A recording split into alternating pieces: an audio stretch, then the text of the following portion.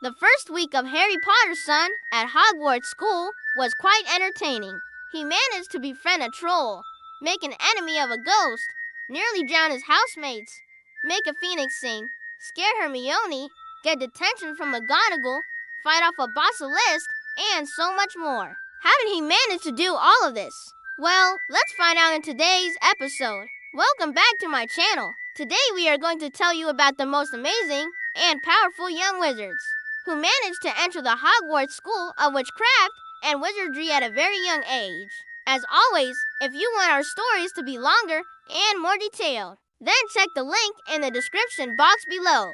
Also, if you want early access to any of our stories, you can find it only on our website. So without any further ado, let's get started. Our story begins just like any other normal day at Hogwarts. The Sorting Hat had just ordered James Sirius Potter to the Gryffindor house, and soon after he made friends with two other kids from his own house, a redhead by the name of Weasley and a bushy-haired girl named Granger. These two became best friends instantly, but James couldn't help but notice that they were getting into trouble almost every single hour. One time, he found them both inside the girls' bathroom attempting to turn a cat into a teapot. "What are you doing?" James asked. "We were just trying to see whether the cat would survive," Hermione said. "And what's your problem anyway? Shouldn't you be practicing spells instead of just standing around here and judging us?" Ron said. "Well, I actually am practicing a spell," James said. He raised his wand and pointed it at a spider web nearby. "Lick, lick, clean," he shouted. The web fell apart as if someone had dissolved it. "That's a neat trick," Ron said. "Yeah," James replied, grinning from ear to ear. "But isn't it weird? Like this school is just letting us run around with magic and not teaching us anything. I mean, I haven't even seen a single spell yet." Suddenly, Hermione gasped. "Oh, no, I think Filch is coming. Hurry, let's hide." James stared at her in disbelief. "Wait, why should I help you? You guys got me in trouble before because you wanted to practice some stupid spells. Because he's our friend, and besides, you don't want Filch to find you alone in the bathroom, do you?" Ron said. Just then, Argus Filch appeared around the corner, holding his trusty cat Mrs. Norris.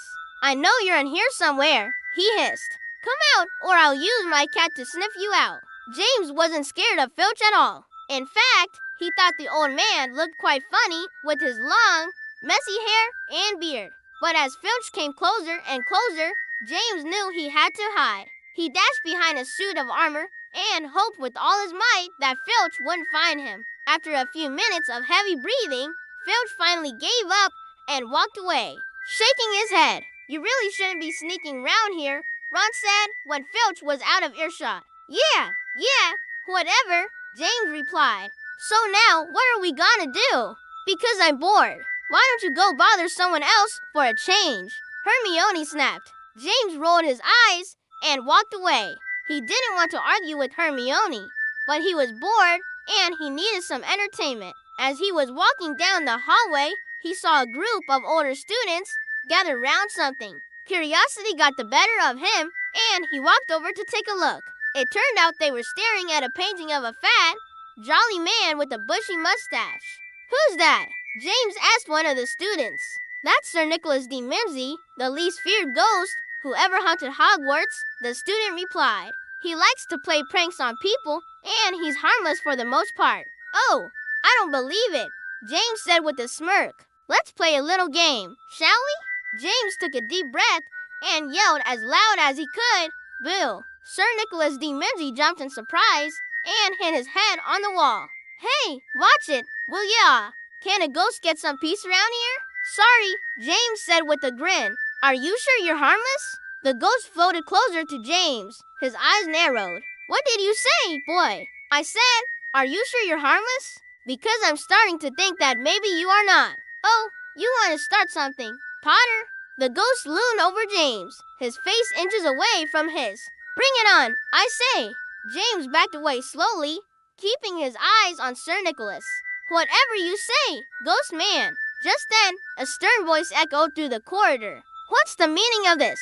Professor McGonagall stood in front of them, arms crossed. "I heard there was some commotion around here, and I thought I'd investigate." "It's this kid, Professor," Sir Nicholas said.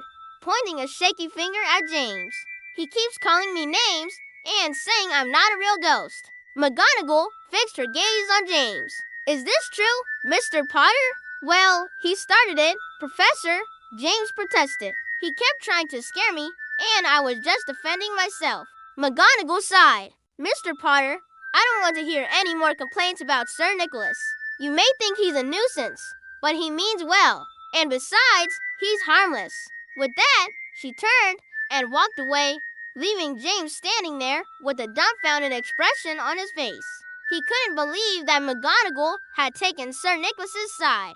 But then again, she was a ghost whisperer, so it made sense in a way. Suddenly, he felt a cold hand on his shoulder. He turned around and screamed at the top of his lungs. There, floating next to him, was Sir Nicholas de Mimsy, a wide grin on his face.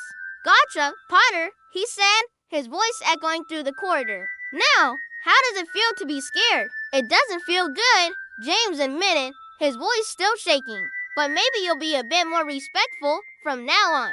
Maybe, James said with a shrug. Maybe.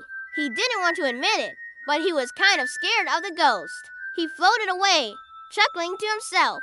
Later that day, while walking back to the common room with Ron and Hermione, James decided to have a little fun. He took a deep breath and yelled, "Boo!" again. Hermione jumped in surprise and dropped her books. "James, if you do that one more time, I'm going to hex you," she snapped. Okay, I won't do it anymore," James said with a grin. He couldn't help but tease his friend sometimes. It was just too much fun. Suddenly, the portrait hole to the common room swung open, and a gruff voice boomed. "Who's there?" "It's me, Hagrid," Ron said. "We're just coming back from the library." "Right," Hagrid said suspiciously. "And where were you three really going?" "We were just exploring the castle," James lied. "Exploring, huh?" Hagrid sounded unconvinced, but he didn't say anything more. He just waved his hand, and the portrait hole closed. "That was close," Hermione whispered. "What did Hagrid think we were doing? Who cares?" James said with a shrug. "Let's just go to bed." And that's it for today's episode. If you like the story, then be sure to leave a like and subscribe. We will catch you in the next one. Until then, peace out!